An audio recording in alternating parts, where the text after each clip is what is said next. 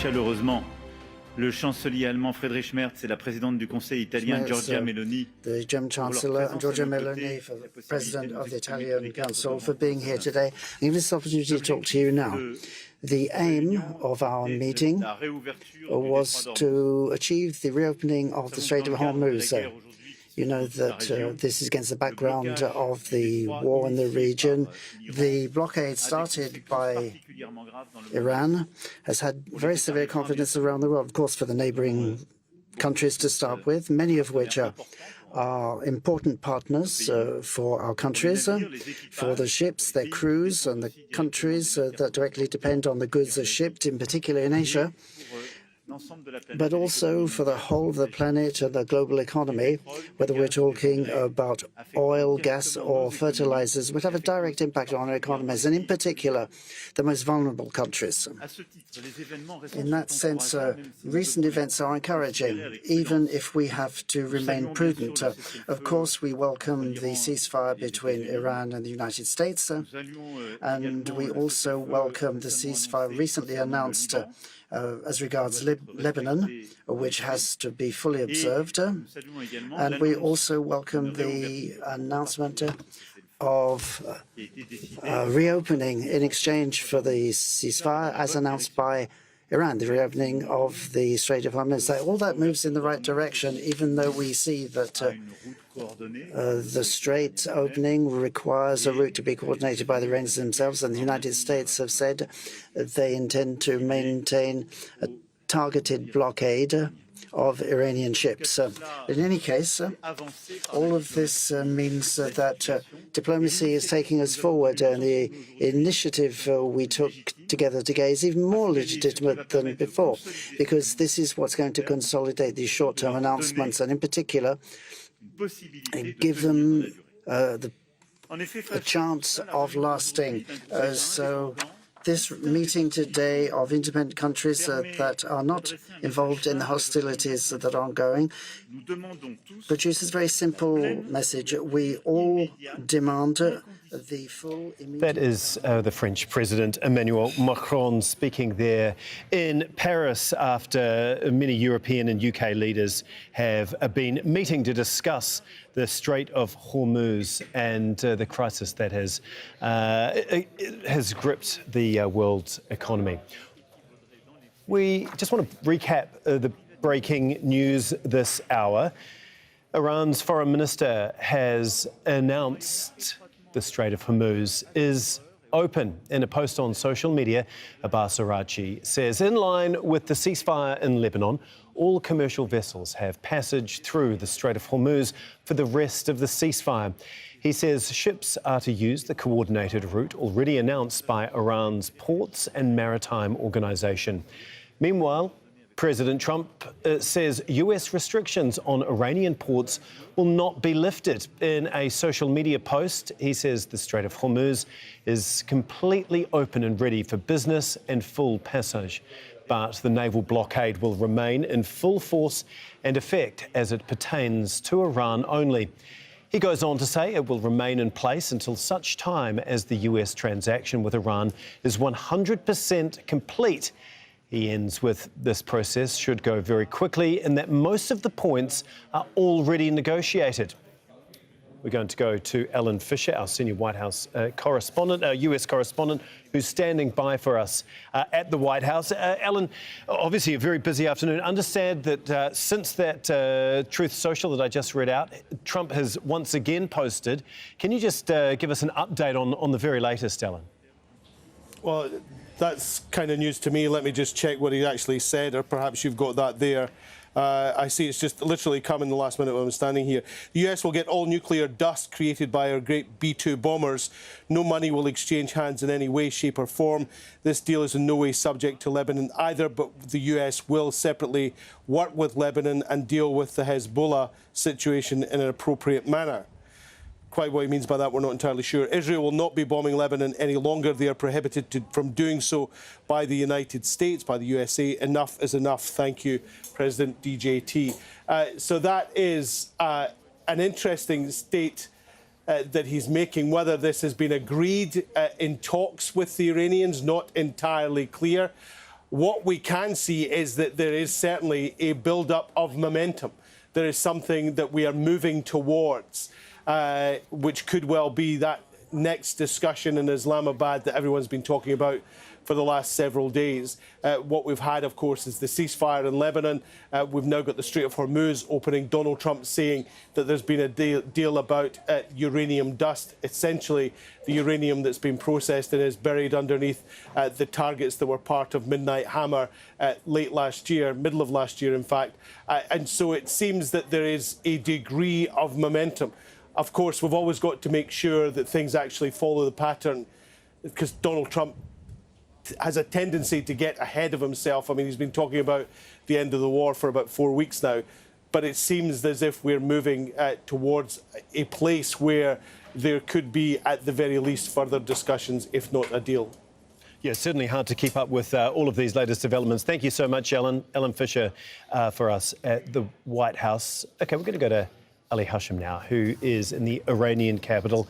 And Ali, can you just explain how this is actually going to work, do we think, from an Iranian point of view? Because we've understand that senior Iranian military officials say it's only open for commercial vessels, and it will be done in conjunction with the IRGC Navy. Well, this is happening step by step. So what we saw yesterday, the ceasefire in Lebanon was linked to the opening of the Strait of Hormuz. Now that these two events took place, still there are other issues to be completed so that the full opening of the Strait will take place. For example, for the moment, there's still a blockade by the US. This is what President Trump said. And in return, there's this military blockade or closure that the Iranian official or source told the Iranian television. So these are step-by-step movements that should accumulate in the coming days at another round of negotiations that should take place in Islamabad, where both sides should be able to put together a framework with several points, whereas this can lay the grounds for future negotiations that could extend for another 45 to 60 days. And the most important thing is that what the Iranians are foreseeing from now is that next round of negotiations should witness the announcement of the end of the war completely in the whole region. So these are important points in the path towards the end of the war. Plus, on the regional issue, it seems that there is a dialogue, a parallel dialogue going on between Iran, the Kingdom of Saudi Arabia, and other main players to put together also another parallel framework to discuss regional issues. OK, thanks, Ali. We're going to go back to Ellen Fisher at the White House for us. And Trump's statements also say that this process of a deal potentially could go very, very quickly. Does that mean that we're going to see more talks coming soon, or a potential extension of the ceasefire? Do we have any more information on that? Well, Donald Trump has clearly said that he doesn't see the need for an extension. He thinks that there could be a deal very soon. There's clearly momentum. I mean, we're seeing that. But there's nothing here public-facing to suggest that the United States is about to send one of their senior people, like J.D. Vance, to Islamabad. That can change very quickly, though. I think in the last message that we saw from Donald Trump, there's a huge question here. And that huge question is he is saying that Israel is banned from bombing Lebanon in the future by the United States. That, of course, is huge questions for Israeli sovereignty, whether or not Benjamin Netanyahu has agreed to that, whether or not the people who are the right-wing elements in his government will agree to essentially Israel being told you can't take this sort of action by the President of the United States, whether Israel is ready to jeopardize the relationship it has with the United States, and in particular with President Trump. So there are huge questions in those couple of sentences that Donald Trump has just posed. But the fact that he says nuclear dust, that has got to be clarified, what he means exactly by that, whether or not he's talking about the enriched uranium or it's something else. that is still to be clarified by Donald Trump, but certainly the understanding is the enriched uranium that has been bombed in Iran's nuclear sites in the summer of last year, and many people still believe remain buried because Iran just doesn't have the capability to get down and recover those elements that were buried. OK. Thanks so much for that, Alan. Ali, if we can come back to you now. Just on the Strait of Hormuz, Trump said that the naval blockade of Iranian ports is going to continue. Does that change things from an Iranian point of view?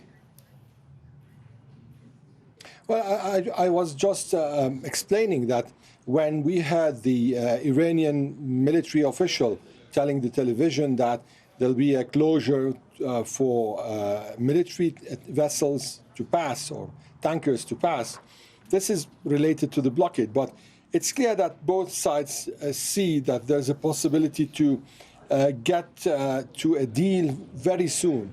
So these issues will be then solved.